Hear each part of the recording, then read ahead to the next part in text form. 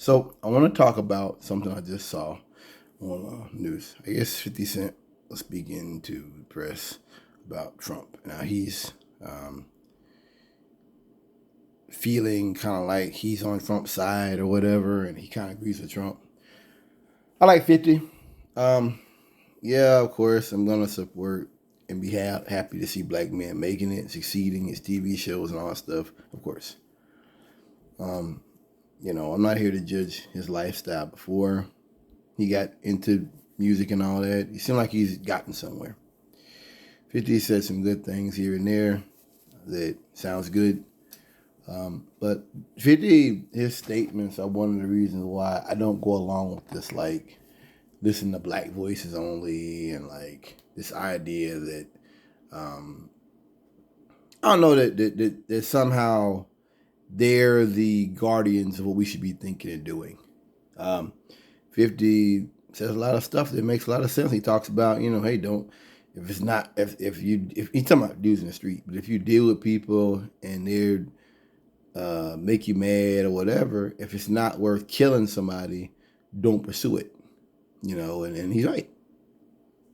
He's right about it. He talks about, like, these guys talking about he would love to set 50 up to, like, sue him. And 50's like, no, I'm going to give the money I give you to boys in the street to come kill you.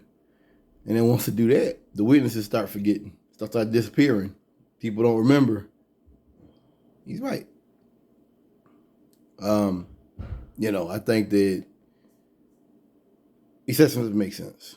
I think that ultimately 50 talking about Trump in that way is what Trump was thinking about when he said, oh, we're going to have people who look at him as similar to a black man because of his criminal charges. It's insulting.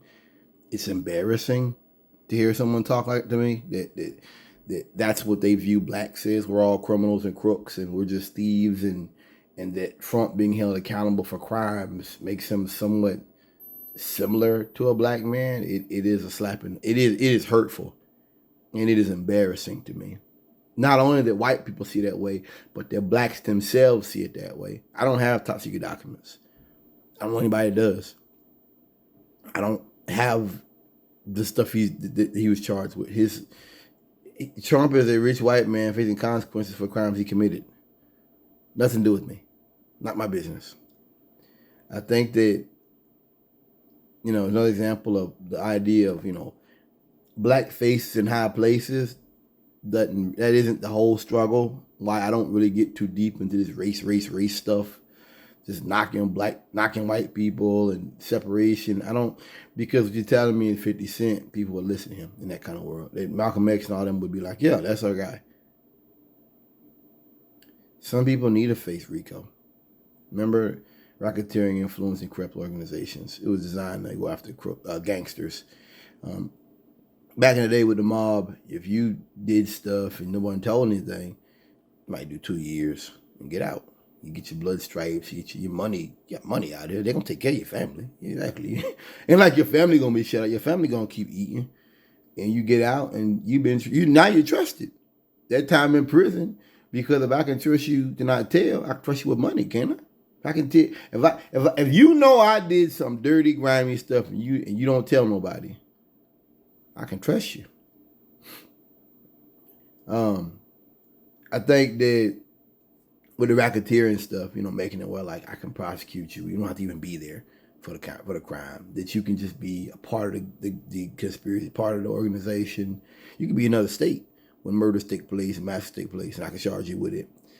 That's what that is, and it's just amazing to me that 50 would say it. It's amazing to me, I guess, that, like, the left takes people like him and puts him out front. Like, I know Fox, MSNBC has had, like, what's the guy's name? Fat Joe, 50, and other people on there. I don't really care what they think about anything. John Legend's okay. But for a lot of those guys, I don't. And those guys were like hits when I was a boy. I'm 35, 34 years old. What does any kid now think about 50 Cent? They're like, yo, he's a guy that makes TV and movies and stuff. They don't remember G Unit. I think that I thought about Ellen DeGeneres. Let me end it with this. Ellen DeGeneres sitting down and watching a baseball game with George Bush. And people asked her, why? Why? And she's like, he's my friend and we're different and all this kind of stuff. And this is what I mean about the unserious left. Ellen DeGeneres is gay. She's been gay for a long time. If George Bush had his way, she'd be in jail. The Defense of Marriage Act, look it up. That they were actually going to make it where you could not have gay marriage. They weren't just against it. They actually introduced paperwork and laws and bills to keep it from happening. This wasn't just like, I don't care. This wasn't like, I don't care about gay people. This is like, I am so concerned about this issue. I'm going to invest time in researching ways to keep you from doing this. Lawrence versus Taylor, this is in 2000. The gay man, the police busted his house for misdemeanor warrant, traffic warrant, and arrested him for gay sex. If Ellen DeGeneres, she wouldn't have to do that in his world if he got his way. See, we've all got a period of time, a lot of us do, where we've got power before we get old, before we leave up out of here, or we move on to the next phase of life. He used his power to go against those people. That was when I understood, like, we're 50. It's a big club, and you ain't in it. If Ellen DeGeneres was living in that kind of world, if Bush got his way and like America like turned against it, it's like, all right, we're gonna have a defense. If that happened, that bill had passed, she could got a little house on the Baja or something, and she just flew back and forward. That's when I understood that law is for rich people, law is for poor. Law wasn't for rich people. That rich people will always find a way around, a way to fly over, a way to go underneath the law. Law is that sort of social control for most people. And that's why they think the way they do, they can forgive. For average people, how can you forgive George Bush? He never apologized. He never recognized it. I think he might have recognized that, like, okay, times have moved on, but it wasn't like the former governor of, was it South Carolina or Georgia? He said segregation, not segregation forever. And then he came out later on and he was wrong for that and got assassinated later on. George Wallace. He wasn't like George Wallace. There was no apology. He didn't, oh, this is wrong. I was wrong for that. I'm sorry. So I feel like in having dinner or watching a game with a guy like that, you're legitimizing George Bush instead of him being shown to people now. This is a guy that if he had his way, your way of life today would not be possible. That's why it makes me so sick to see gay Republicans and stuff like that. If Republicans had their way back, then people you talk about, you wish, oh, I wish you'd go back to this. Okay, you'd be in jail.